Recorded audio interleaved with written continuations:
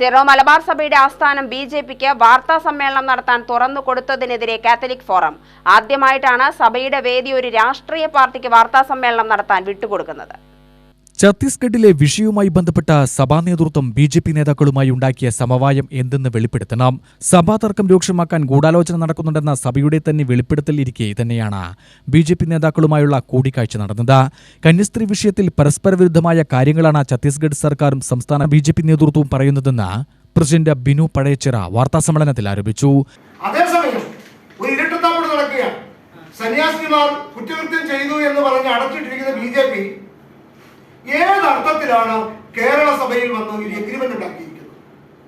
എന്തായാലും സമവായം ഉണ്ടാക്കാതെ അവർക്ക് ഇത്തരം ഒരു പത്രസമ്മേളനം നടത്താൻ പറ്റില്ലല്ലോ.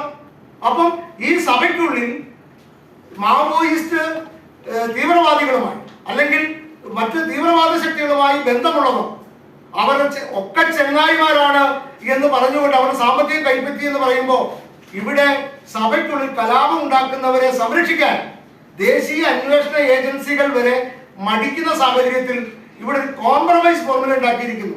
ഇത് സഭയിലെ വിശ്വാസികളെ വഞ്ചിക്കുന്നതാണ്.